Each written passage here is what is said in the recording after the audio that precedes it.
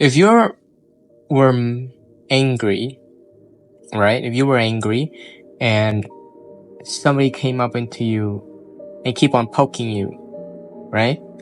And so you're already mad and somebody just keeps on feeding your madness. Well, the only possible outcome is that you'll get even more angrier, right? You'll probably turn into the Hulk and start demolishing everything in your sight. So after all that, what do you get? After letting anger consume you, right? After destroying everything in your path, after scaring everybody, what do you get? Well, the answer is you get nothing. In fact, you don't receive anything good, and all that you see are the faults that you created. Consider yourself a human being, right?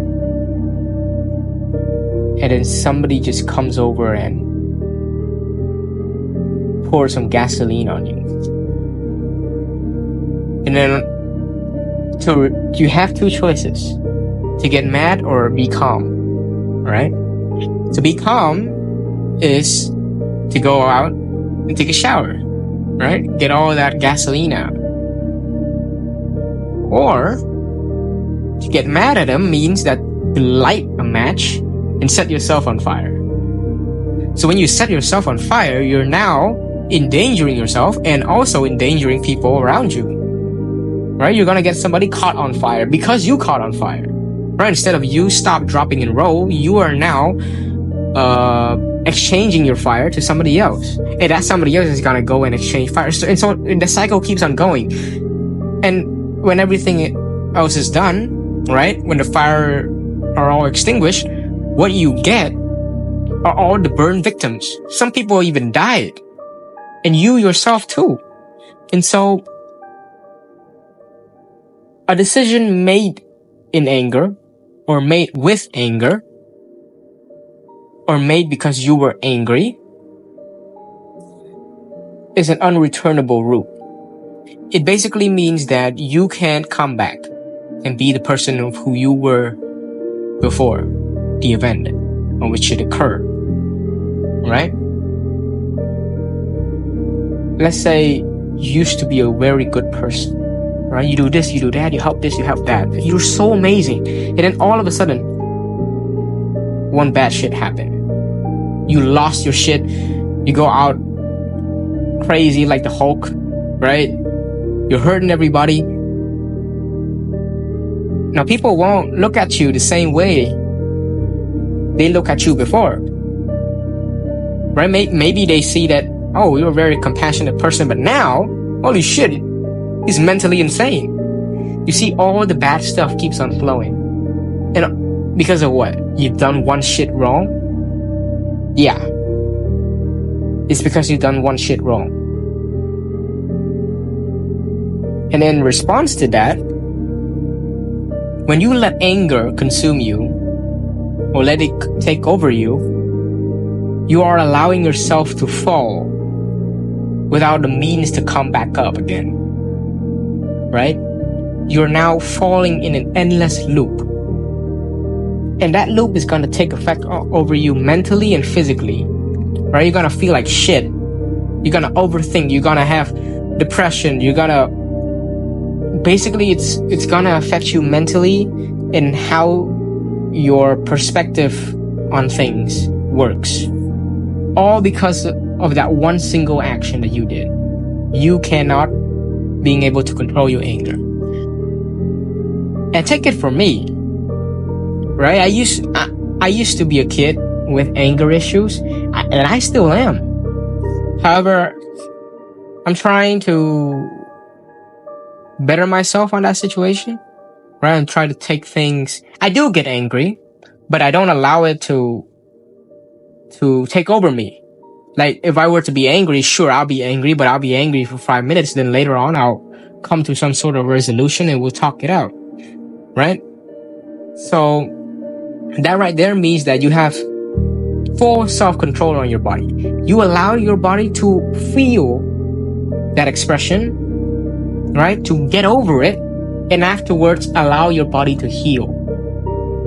And so it's like, let's say you burned yourself, right? So you've already burned yourself. You can't go back and change that. So now you're left with a burn mark. So you are allowing yourself, your body, to feel that pain, and also allowing your body to heal on its own, or use some sort of help from you to put in some medication or some bandages or stitch them up, all that sorts. But you are allowing yourself to feel the pain and to acknowledge it and heal. And the most important part is people want to heal, but they don't want to feel the pain. So how are you supposed to heal if you don't even experience the pain? It's like you're not even sick and somebody just gives you medicine. Like, what the fuck are you preparing for? Medicines and other sorts of solution, when it comes to you not having a problem at all, are double-edged sword. Means they'll either protect you or they'll be your worst enemy. So it's like a random poison, right? You don't know whether or not it's poisonous or it's a healing factor. You get what I mean there? And at that point, you gotta learn how to, get over yourself. Get over it. If you're mad at somebody, just get over it. Right? Allow yourself to feel that madness, but don't keep it for too long, because you are like holding a ball of fire. Whenever you get mad, you're like holding a ball of fire. And the longer you hold it, the more pain you will feel. And the more pain you will feel, the more effect it will have on you. And so you are allowing yourself to feel that pain means that it's natural. It's like you have to feel that pain in order to acknowledge some sort of solution, right? So let's say I've met with a sort of disagreement with somebody. And so I'm mad, right? You say some random shit. I don't like it. So I'm mad. And then afterwards, I'll be thinking, oh, you know what? Maybe it's from me. I wasn't being considerate enough. I wasn't being understandable. So, all right, that's my fault. So you're allowing yourself to fall down and acknowledge that you fell and pick yourself back up. That right there is how you do it. You don't just immediately come to some sort of resolution, because then you're blaming yourself. That is creating a chain of toxicity that will develop into some sort of bad habit. See, that's one problem. Second problem is you not being able to acknowledge the problem and just spread the fire on everybody.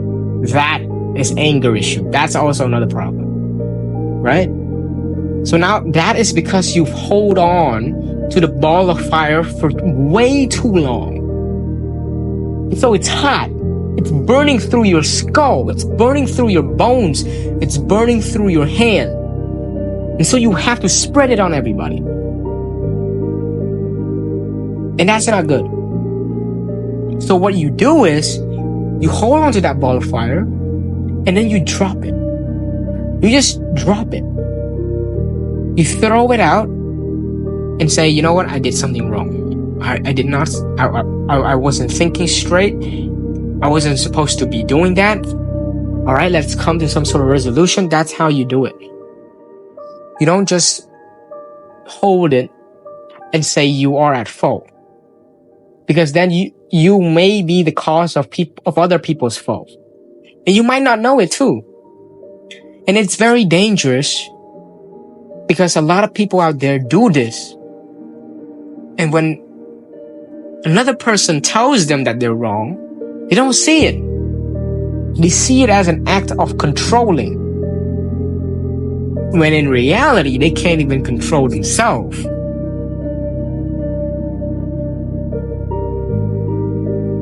If you allow yourself to be someone or something that affects the person that you are now, then you have no sort of self-control. The only thing that separates us from a lot of people out there are compassion. Some people develop this idea of compassion through undergoing tests and tribulations. They realize that the world, there are more than meets the eye. There are a lot of things out there that are bigger than ourselves. And so we have to sort of let go of all that, right? Just give in. Allow yourself to give in and allow yourself to give out.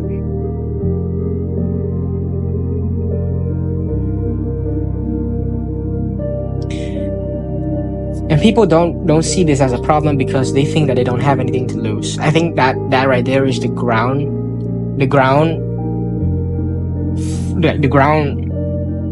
statement of why people do what they do is because they think that they don't have anything to lose. They let their ego take the best of them. They don't know the things that they have personally, and they think that they're not valuable. Ego is a very dangerous enemy. And if you can't control yourself, ego will. And if ego starts taking over your body, you will become a zombie. You can't control yourself, you're hurting everybody, you'll hurt yourself. The most important part is you'll hurt yourself. And you're leaving a scar on everybody too. And as a human being, we don't want anybody else to feel this sort of pain. Especially when we've dealt with the pain our own too. Because we know exactly what it feels like to be lost, to be in the grasp of anger, to fall under fire. We know what it's like. So before you act, be reminded of the things that you have to lose. You're a human being. You have everything to lose. You got people on the line. You got your career. You got yourself. And if you allow yourself to fall in,